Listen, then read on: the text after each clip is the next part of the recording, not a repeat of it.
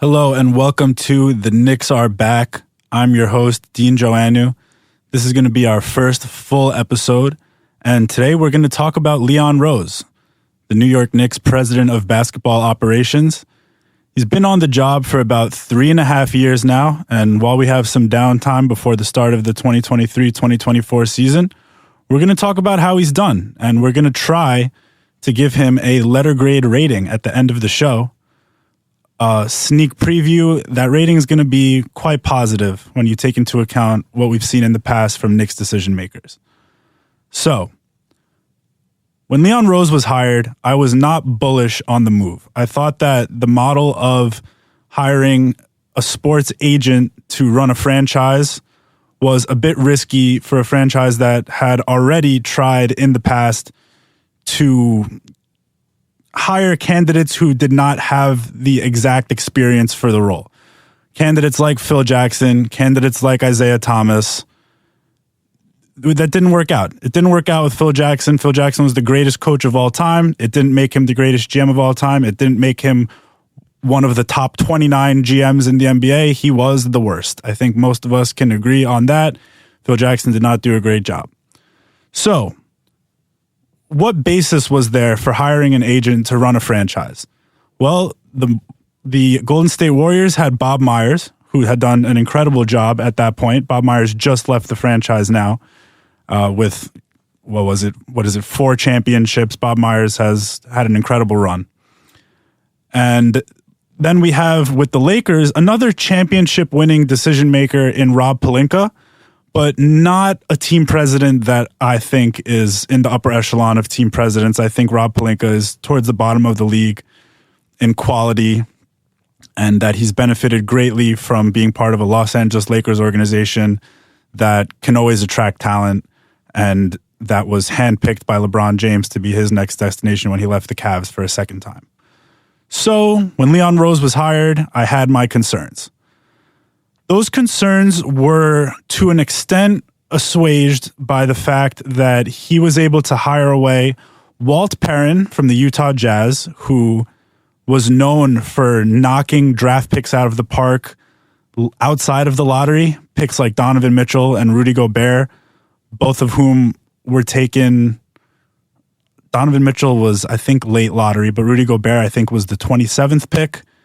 I'm going to have to fact check myself on that one after the show. But Walt Perrin had been nailing draft picks for the Jazz for a long time.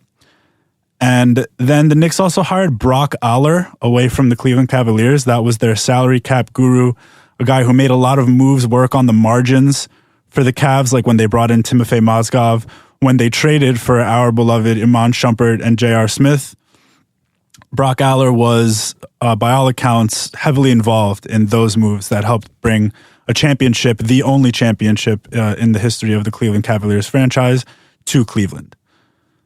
So, when I realized that Leon Rose had the sway to bring in high-quality front office personnel, I was a little bit less concerned with the fact that I don't feel that Leon Rose is, in and of himself, a basketball junkie, like some of the other decision makers in the league who really paid their dues working in front offices. Obviously, Leon Rose was at the absolute top of his field, running the basketball division at CAA. Clearly, that experience has paid off to some extent in the way that he's been able to run the New York Knicks franchise. And the Knicks are in a good spot, as we're going to get to. And we can even get to how I think the outlook looks a little bit for this coming season. Another key hire, again, away from the Utah Jazz franchise, was assistant coach Johnny Bryant, who had a very close relationship with Donovan Mitchell as a player development sort of assistant coach. Johnny Bryant has also worked with other guards in the league, and in my opinion, Johnny Bryant should be poised to take over the head coaching job from Tom Thibodeau once Thibodeau retires or is let go. For the record, I've said it in the past, I'll say it again. I don't think Tom Thibodeau will ever leave the Knicks franchise. I think that if he's ever done coaching, whether that's his decision or the franchise's, that he will be moved into the Knicks front office. I think they're going to take care of him. And we mentioned Tom Thibodeau. Tom Thibodeau was also one of the first major moves by Leon Rose, a proven head coach who had most recently been fired by the Minnesota Timberwolves. So his recent track record was a little bit up in the air. The thing about that track record with the Timberwolves, though, is he got them to the playoffs for the first time in many years. And did he grind his players into dust on the way there? Maybe. Is he not the most modern of head coaches? I guess you could say that, but the results are there. And when Tibbs was fired, I believe the Timberwolves were something around 500, and it went downhill from there. They just got back into the playoffs recently, but some players on the Timberwolves love Tom Thibodeau. Some players on the Timberwolves didn't love Tom Thibodeau. That's going to be the same with any coach in any time and place with any franchise. So, for the Knicks, what did Tibbs do? Tibbs went 41-31 in the shortened 2020-2021 season, his first with the Knicks. Not his first with the Knicks franchise. He was an assistant under Jeff Van Gundy many years back, which was one of the last times that the Knicks had been relevant before Tibbs took over this edition of the Knicks. But exceeding Vegas win projections by what I believe was 17 wins. I think the Knicks went 17 wins over their expected over-under that season, getting into the playoffs as a 4 seed. Now, Tibbs is known for getting the most possible out of his lineups in the regular season. That was evident that year with the Knicks earning that high seed and then flaming out in the playoffs against the Atlanta Hawks, where Tibbs didn't really make the requisite adjustments necessary. This is not just a Tibbs episode, but hiring and keeping Tom Thibodeau as head coach is a major part of the record of Leon Rose. And one thing about Tibbs and that season is that he started Elfrid Payton for every game that Elfrid Payton was available in the regular season, which meant that the Knicks did not have reps without him at point guard going into the playoffs. And Elfrid Payton was benched, I believe, at halftime of game 2 of that series. So Derrick Rose took over without the team having the experience of having Rose run full time with the first unit. So in total, I'd still give Tibbs at least a B rating as the head coach of the Knicks. And that's not bad. That's above average. Tibbs has been a good coach for the team. The team's in a good spot. The outlook is very strong. So there we have it. And you know, the coaching staff that Tibbs was able to put together, that Leon Rose helped Tibbs put together, is strong as well. But let's get into player transactions. In the 2020 draft, Leon Rose is first with the Knicks. He had me sweating a little bit. If you know me, you know that my favorite player now is Obi Toppin. But at draft time, when there were reports that the Knicks were going to look to move from 8th up to 5th to try to acquire Obi Toppin, I was a bit concerned because I felt that there were other guys in the draft who were a little more worthy of moving up for, or, you know, at least if they were going to stay put, picking. Now, I was wrong about those guys, and we're going to get into it because I was looking for Killian Hayes or Deni Avdija. Deni Avdija is pretty good, serviceable player for the Wizards, 6'9" wing, toolsy, he can do a lot. Not the most productive. And then Killian Hayes has been rough, to say the least. Killian Hayes ended up going 7th, so that wasn't an option for the Knicks, who stayed pat at 8, and we're very excited to take Obi Toppin at number 8. Obi Toppin is a very good player. He averages over 20 points a game when he gets starts. Unfortunately, that has been very infrequently with the Knicks, and now he's moved on to greener pastures with the Indiana Pacers. Wishing him nothing but the best, as all Knicks fans should. That's our guy right there. But the Knicks passed on Tyrese Halliburton, who was falling in that draft, and the Knicks needed desperately a point guard at the time. Elfrid Payton had just started over 75% of the team's games the year before, and Elfrid Payton, obviously, if you watch the Knicks, was not great. No shooting from that position. His defense was quite overrated. He gambled a lot in the passing lanes, putting a lot of pressure on the bigs behind him to clean up his messes, and all in all, not a fantastic basketball player. I think he's out of the league now. He's 29 years old. That doesn't reflect well on the Knicks. What doesn't reflect well on the Knicks' previous regimes is that a lot of the Knicks that are opening day starters over the years are no longer in the league. But that has nothing to do with Leon Rose. So, Obi Toppin was taken over Tyrese Halliburton and Devin Vassell, two guys who are definitely better than him, who would be cornerstones of this franchise right now if they were on the team.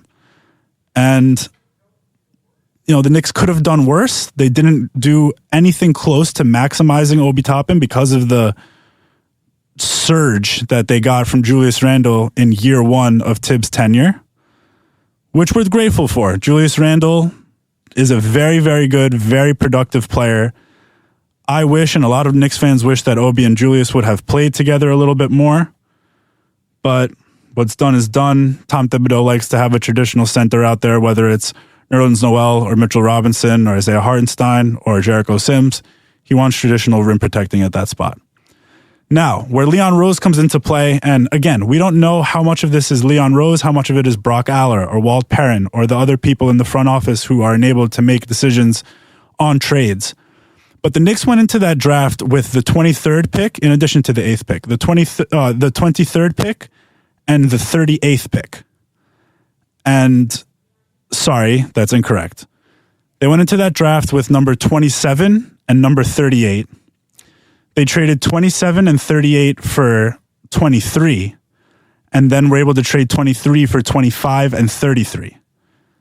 So they went into the draft with 8, 27, and 38, and they left with 8, 25, and 33, which is very clever operating on the margins. They get an A+ for that maneuvering on draft night. They ended up selling, or rather trading, that number 33 pick to the Clippers for a future second-round pick, probably because the roster was already close to full when they drafted Obi Toppin and Immanuel Quickley at number 25. Immanuel Quickley was a home run pick at 25. The next year, number 25 pick rolls around. The Knicks, after some draft maneuvering, end up there again. They get Quentin Grimes. So when we're talking about grading a general manager, going with Immanuel Quickley and Quentin Grimes at number 25 overall in back-to-back years is incredible work. That's one of the crowning achievements of the Leon Rose regime to me, is getting two starting caliber players. Quentin Grimes is a starter. Immanuel Quickley was second in Sixth Man of the Year voting, so he's obviously capable of starting and is a starting caliber player, and he's in line to make a lot of money on his next contract. So when you can get guys like that, and then in that draft, they also came away with Rokas Jokubaitis in the early second round, who was wonderful in the World Cup.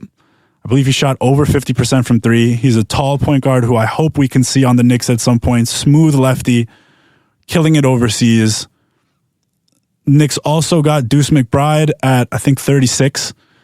Deuce is a very serviceable player, a well above average to elite defensive player, someone who I think we could see Tom Thibodeau lean on if the Knicks have some injuries this year, or just if he's able to earn his trust a little bit more as a playmaker. And then at number 58, Jericho Sims. Jericho Sims, who, like Deuce McBride, has gotten some minutes when the Knicks have been shorthanded and has been very productive, possibly more so than McBride has been. Jericho Sims is pretty elite on the offensive glass. He is one hell of a lob threat. So the 2021 draft, I think the Knicks just got a ton of value, squeezed every last bit of value out of that draft. One of the first trades made by Leon Rose was Dennis Smith Jr. and a 2021 second round pick it was a Charlotte Hornets second round pick, but traded to the Detroit Pistons for Derrick Rose. Derrick Rose, no longer with the Knicks now, went to Memphis in the offseason after not being brought back. But Derrick Rose was a major factor for that Knicks team. He was, to me, the second best player on the team for that playoff series against the Hawks. He was probably the best player in that series. RJ Barrett had a couple of good games and a lot of struggles. Julius Randle was abysmal, famously, in that series. But Derrick Rose, major factor for the Knicks. I think almost all Knicks fans will tell you that they're incredibly happy with moving Dennis Smith and a second to the Pistons for Derrick Rose. A lot of value was created there. Another gamble made by Leon Rose, and I think this not the best for his record, trading Kevin Knox and a protected first-round pick that was owed to the Knicks from Charlotte for Cam Reddish. Trading for Cam Reddish in a vacuum, we knew what Kevin Knox was. Trading for Cam Reddish was a nice gamble. But when you have a head coach who you have reason to believe doesn't see a need for Cam Reddish in the rotation, then the upside of that trade is seriously capped. And Tom Thibodeau didn't really use Cam Reddish when he got him, used him a little bit at the start of the next season, but that was with some injuries to Quentin Grimes. And off the top of my head, I can't remember exactly what the situation was injury-wise for the Knicks, but Cam got some minutes to start the year and then was pretty much banished from the rotation until he was eventually moved. Now, when he was eventually moved, he was moved this past season for Josh Hart. And this is a home run A to A plus sort of trade. Cam Reddish, Ryan Arcidiacono, Svi Mikhailuk, and the Knicks 2023 first rounder, which ended up being the number 23 overall pick, Chris Murray out of Iowa. Obviously, we don't know what Keegan's brother Chris is going to do in the NBA, but I think having seen Josh Hart play for the Knicks, seen what he did in the playoffs for the Knicks, and as well as earning his way into the starting lineup for Team USA, I think we could safely say that Cam Reddish, who was on the outside of the rotation, Arcidiacono and Svi were also not in the rotation, and a pick in the 20s for Josh Hart, that's an incredible trade. So great work there by Leon Rose. What's an example of some not great work? Evan Fournier's 4-year, $73 million contract in free agency. There's only one expiring year left on that deal because while we call it a 4-year deal, it was more like a 3-year contract since the final year is a team option, which will not be picked up. That is not breaking news. That is speculation, but I would be very surprised if the Knicks, who don't currently play Evan Fournier, are looking to pay him something like $19 million in the final year of his contract. Evan Fournier broke the record for most threes made in a season in his first year. He was an absolute traffic cone on defense, and the Evan Fournier experience wasn't too much fun, but they at least got a little bit of value out of him. And my issue with that contract is that no one else wanted to pay him that. The Celtics were interested in bringing him back closer to the mid-level exception, and the Knicks went far and beyond, just way far above what any other team was offering for Evan Fournier. But when we talk about signings, what are we going to talk about? The Jalen Brunson signing. 4 years, $104 million for Jalen Brunson, who, though he didn't make an all-star team, he's an all-star. Jalen Brunson is an all-star and more, was incredible in this past year's playoffs, and just is the rock of this New York Knicks team, the engine. He's the best point guard that I've been able to really watch in my lifetime. I mean, I was 12, 13 years old when the Knicks had Raymond Felton in his late prime. Raymond Felton was good. He was not Jalen Brunson. And you know who else isn't Jalen Brunson is Alexei Shved and Tony Douglas and Elfrid Payton and Shane Larkin. Jalen Brunson has been a godsend for the Knicks and was the best player to switch teams in free agency in the 2022 offseason, and that's no small feat for Leon Rose and company to come away with Jalen Brunson in free agency. So, Jalen Brunson is the 53rd highest paid player in the NBA. He's a lot better than the 53rd best player in the NBA. Julius Randle is the 48th highest paid player in the NBA. Leon Rose did not sign Julius Randle, but he was responsible for his extension. That's also quite a bargain. I know that a lot of us have seen the CBS rankings that did not have Julius Randle in the top 50 of NBA players. Well, Julius Randle made All-NBA third team. So something's not adding up. He is, by those metrics, a top 15 player. He might not be a top 15 player, but he's damn sure better than the 48th best player in the NBA, and he's damn sure a top 50 player in the NBA. Hoops Hype also left Julius Randle off of their top 10 power forwards list. They did include Evan Mobley, who I think we can all recall being bullied by Julius Randle in the first round of the playoffs when the Knicks trounced the Cleveland Cavaliers. Bullied is an understatement. I still have images in my mind of them lining up on the free throw line and Julius Randle beating Mobley to rebounds, just ragdolling him around. It was something to behold. So, what else do we have here on the record of Leon Rose? Most recently, it appears that a key decision maker for the Knicks is Gerson Rosas. Now, Rosas left the Minnesota Timberwolves, was let go by the Minnesota Timberwolves after, I don't want to get the details of this wrong, but there was some sort of affair between Rosas and another member of the Minnesota Timberwolves front office. I believe there was some kind of infidelity involved. I don't want to speculate too much. I've already done that. So Rosas is apparently a key decision maker for the Knicks now. And I like everything that's gone down since Rosas took over, or at least became the lead decision maker on trades. It was reported that he was the number one contact when the Knicks were negotiating with the Jazz for Donovan Mitchell. The Knicks ended up having a walking away point that they stuck to. And I'm glad that they did that.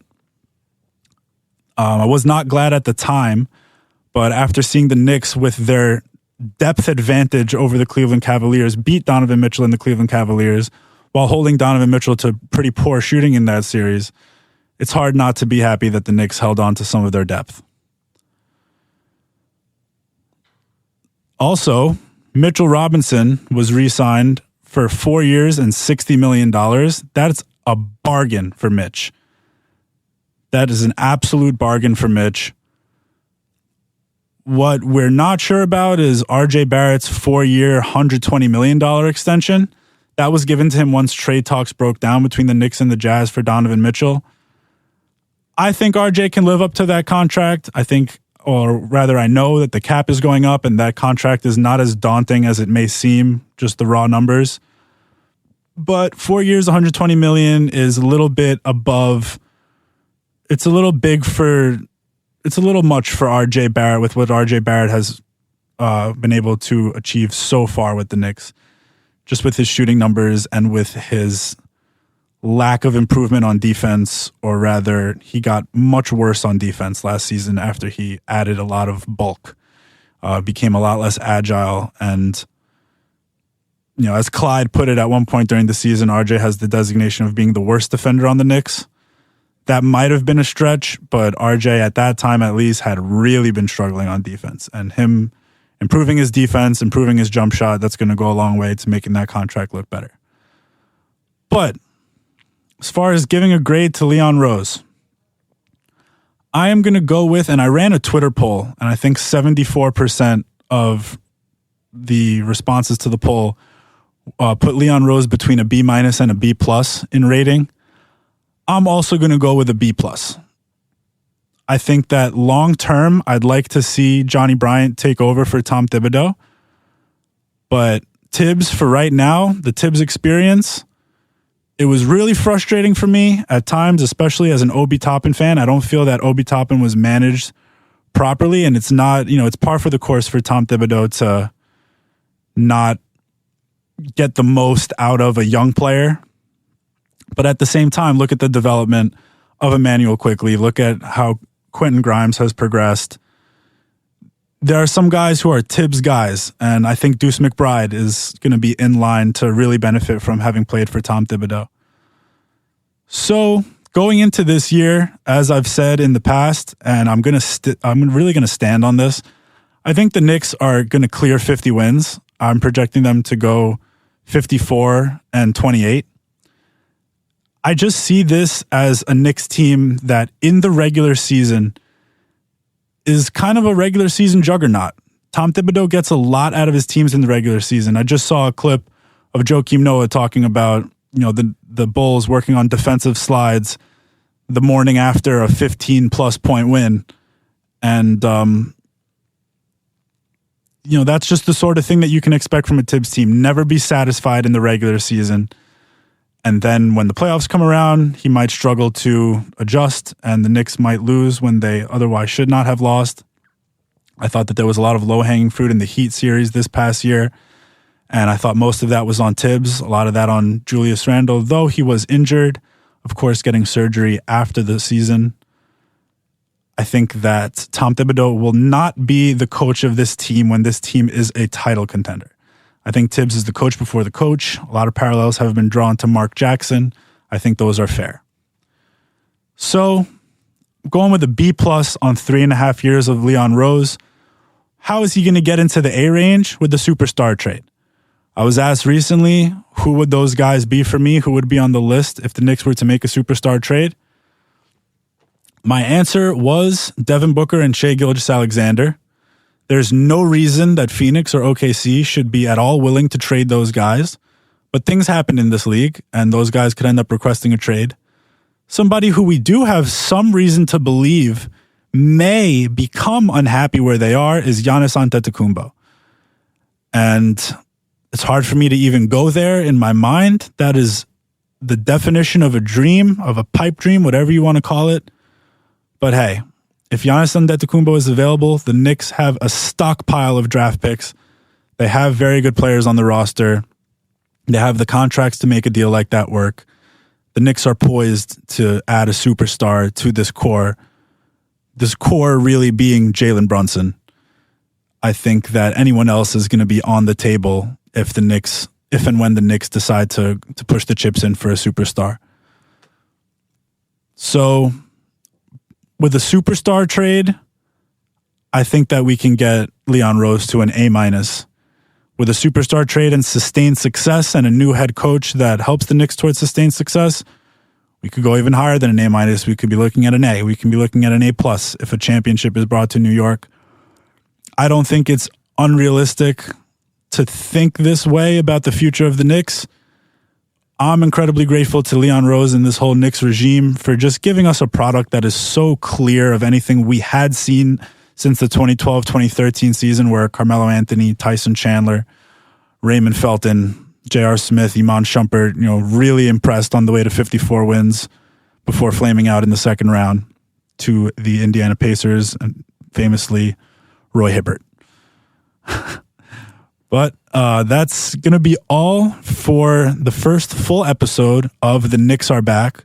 Once again, I'm your host, Dean Joannou, and I hope that you've enjoyed listening to me talk about Leon Rose, who I was famously not a fan of at first, but I've really come around on his track record with the Knicks, and I think a B+ is more than a fair grade for him after about 3.5 years in charge of the Knicks as president of basketball operations.